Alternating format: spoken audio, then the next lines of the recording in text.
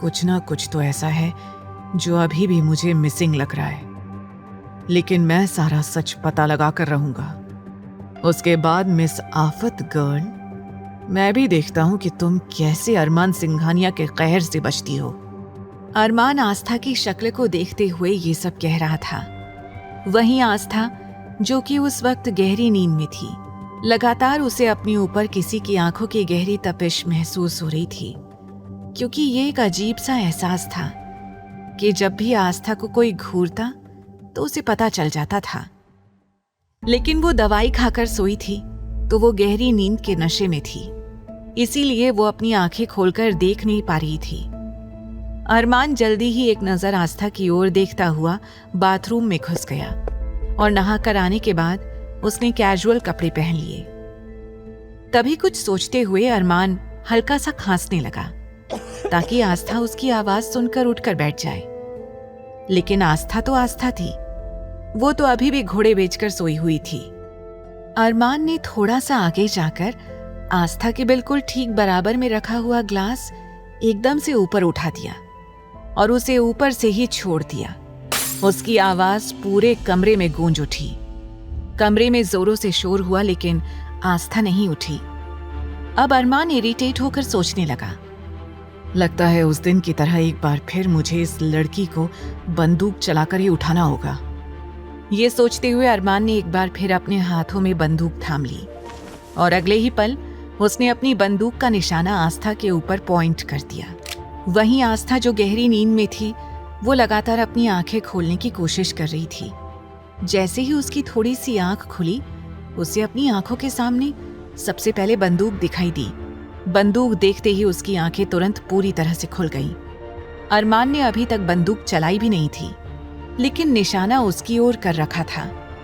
अब आस्था जल्दी से उठकर बैठ गई और उसने तुरंत तकिया अपने हाथ में लेकर अपने सामने की ओर रख लिया। वो घबरा कर कहने लगी, ये आप क्या कर रहे हैं? क्या आप हमारी जान लेना चाहते हैं? क्यों आप हमें मारना चाहते हैं? ऐसा कहकर आस्था तकिए के पीछे से ही अपना सिर छिपाकर बोल रही थी। वहीं आस्था को इतना घबराते हुए देखकर अरमान मुस्कुराने लगा और धीमी आवाज में बोला, चलो अच्छा है, ये पहले ही उठ गई और आज मुझे बंदूक नहीं चलानी पड़ी, वरना खामखा दादाजी की नींद खराब हो जाती।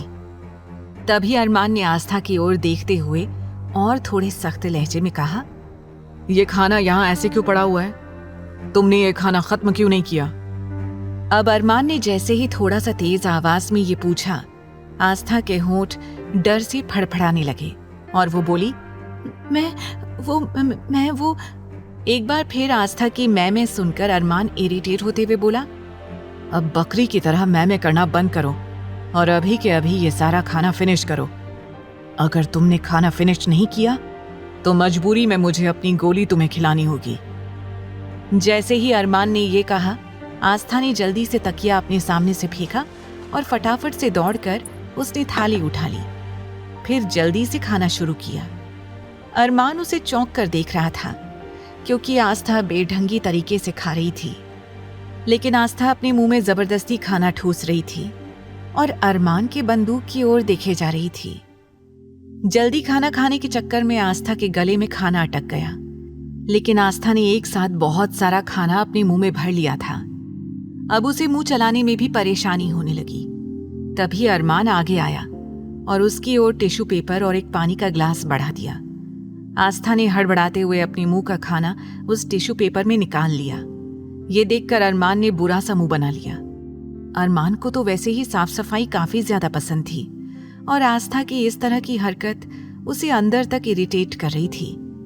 अरमान उसकी ओर देखकर थोड़ा तेज आवाज में बोला, ये तुमने कितनी गंदगी फैला रखी है? क्या तुम्हें खाना ढंग से खाना भी नहीं आता है? आस्था हिचकियां लेते हुए बड़बड़ाने लगी, अब इसमें हमारा क्या कसूर है? एक तो आप थानेदार की तरह बंदूक लेकर हमारे सिर पर सवार हो गए और उसके बाद भी आप हमें ढंग से खाना खाने के लिए कह रहे हैं। अब जैसे ही आस्था ने पानी का घूंट पीते हुए ये कहा, अरमान ने अपने सिर पर हाथ मार लिया और सोचने लगा, इस लड़की का कुछ नहीं हो सकता है, ये एक नंबर की आफत है। इस आफत से जितना मैं दूर रहूंगा उतना ही मेरे लिए बेहतर होगा। मुझे इस लड़की के साथ अपना टाइम बर्बाद नहीं करना चाहिए और जाकर अपनी मीटिंग अटेंड करनी चाहिए। ऐसा सोचते हुए अरमान आस्था की ओर देखते हुए बोला, फटाफट ये खाने की थाली यहाँ से बाहर भिजवा देना। मैं अपने कमरे में किसी तरह की कोई गंदगी बर्दाश्त नहीं कर सकता हूँ, समझी तुम? ऐसा कहकर अरमान अपना लैपटॉप उठाकर जैसे ही वहां से जाने लगा, तभी आस्था भी, जिसने अरमान की डांट सुनने के बाद ऑलरेडी सिर झुका रखा था, सब लेकर किचन की ओर जाने लगी। लेकिन तभी अचानक अरमान से टकरा गई। अरमान अपना लैपटॉप देखते हुए जा रहा था और आस्था खाना और पानी का ग्लास लेकर जा रही थी। इसीलिए जैसे ही आस्था अरमान से टकराई, अरमान का लैपटॉप उसके हाथ से छूट गया और आस्था के हाथ का पानी का ग्लास उसके लैपटॉप पर गिर गया। आगे की कहानी जानने के लिए देखें अगला एपिसोड सिर्फ पॉकेट एफएम के यूट्यूब चैनल पर, और तेरे इश्क में के सारे एपिसोड्स को सुनने के लिए डिस्क्रिप्शन में दी लिंक से डाउनलोड करें पॉकेट एफएम ऐप।